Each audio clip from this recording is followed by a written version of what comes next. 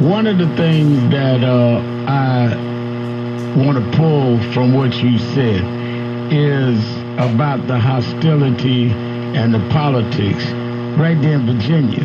Last night, in the Republican primary, both the Republican and the Democratic, quote, establishment candidates won.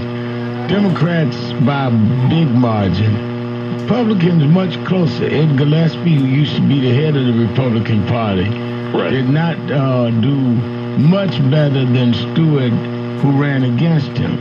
And Stewart's claim to fame was him rallying around the Confederate statues. It was not even Donald Trump. And he got a sizable vote. People need to understand Stewart defended the Confederacy.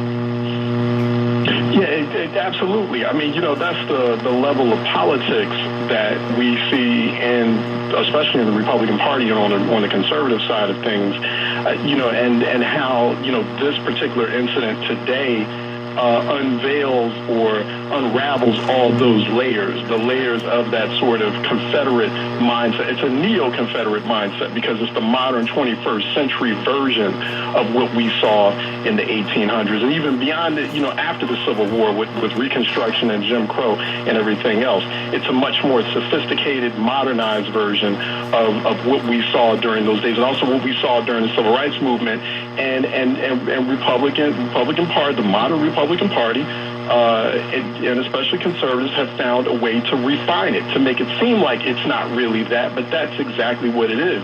So there are a lot of, another thing too, very interesting little nugget of information here too, Reverend, of what happened in Virginia yesterday with that primary, is you have a black lieutenant governor nominee, Justin Fairfax, I believe is his name, who is the Democratic nominee for lieutenant governor. So we could have a black lieutenant governor as well in Virginia. So you got all of those political events that are swirling around, and that, and they're all kind of linked to this big moment, and this is being described by some folks as a domestic mega moment for the president, although I think, the deaths of Richard Collins and those men in Portland, that was the big domestic mega moment for President Trump that he failed on.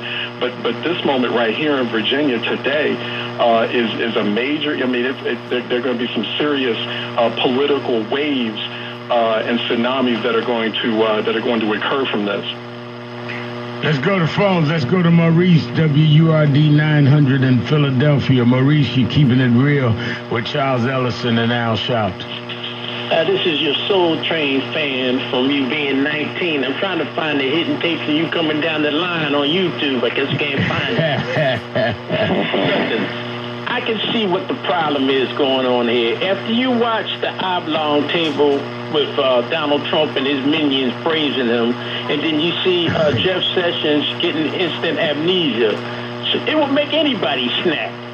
And I'm not saying that you pick up arms. All you got to do is vote.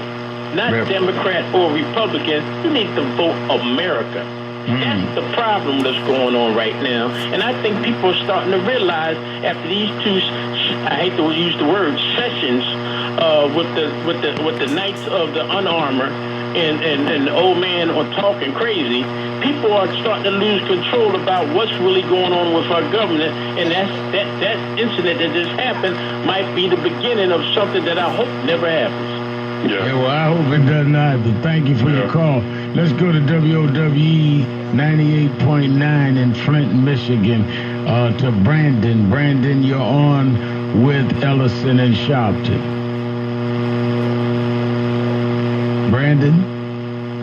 Let's go to Linda in California on Sirius XM 126. Oh, hi, Mr. Sharpton. Thanks for taking my call. Thank you for calling. Yes, and I wanted to, comment about the congressman who actually encountered the gunman while leaving the game or the practice. Salise. And he said, so he said that the man that he encountered, which was, as we know now, was the shooter, when he encountered him, the man asked him, is this the Republican practice or is this the Democratic practice? And I believe because the man was